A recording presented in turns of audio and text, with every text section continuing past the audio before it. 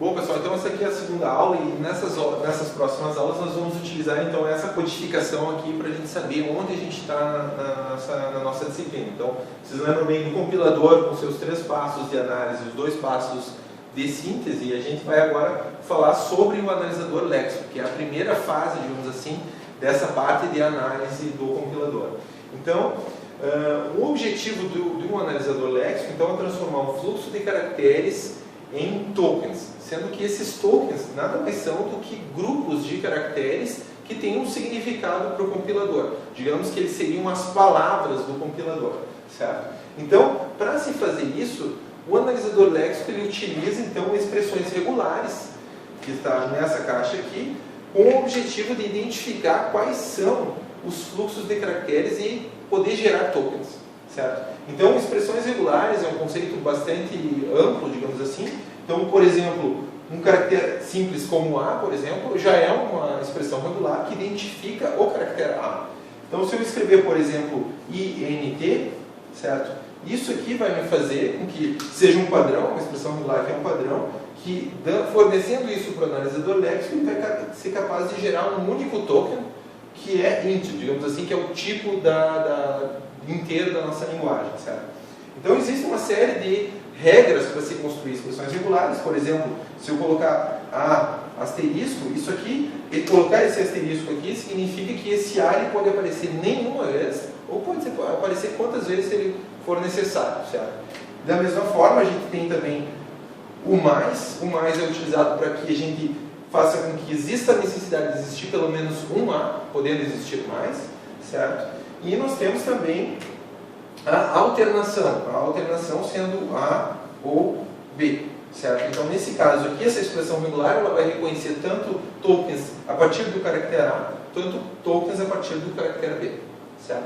Então, através dessas expressões regulares que a gente define para configurar, digamos assim, o analisador léxico, a gente vai utilizar a construção de Thompson, que vai transformar cada uma das expressões regulares que a gente está fornecendo para o analisador léxico em autômatos finitos não determinísticos, certo? Autômatos finitos não determinísticos, a parte não determinística dele se caracteriza por 2 coisas. A primeira coisa é que a gente vai estar num estado desse autômato, certo?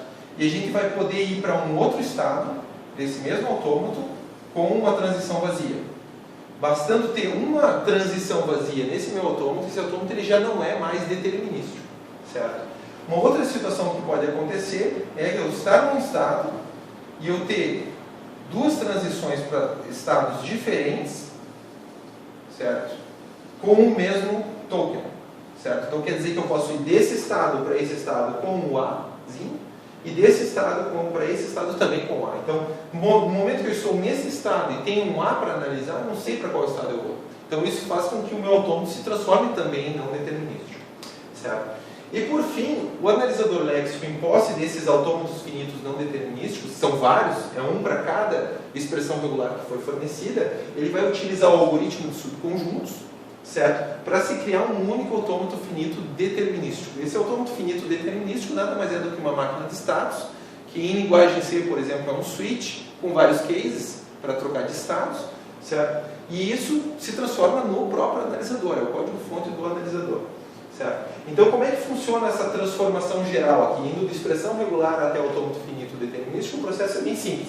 A gente especifica as expressões regulares, para cada expressão regular a gente transforma num autômato finito não determinístico, certo? Se a gente tem várias expressões regulares, a gente vai criar vários autômatos finitos não determinísticos, mas como a gente tem apenas um analisador léxico, a gente é obrigado a concatenar todos esses autômatos finitos não determinísticos num único autômato finito não determinístico, certo? Para se fazer isso é muito simples, a gente tem um único estado inicial, certo? Onde a gente vai ter transições vazias a partir desse estado inicial para todos os meus autômatos finitos não determinísticos, certo? E depois, a partir da saída do estado final de cada um desses autômatos, eu tenho novamente transições vazias para o meu único estado final. Esse aqui sendo o meu único estado final, certo? Então, é esse super autômato finito não determinista que eu forneço para o algoritmo de subconjuntos para criar o autômato finito determinista. Certo? Então, basicamente, é isso que a gente tinha para ver agora sobre um panorama geral de análise léxica.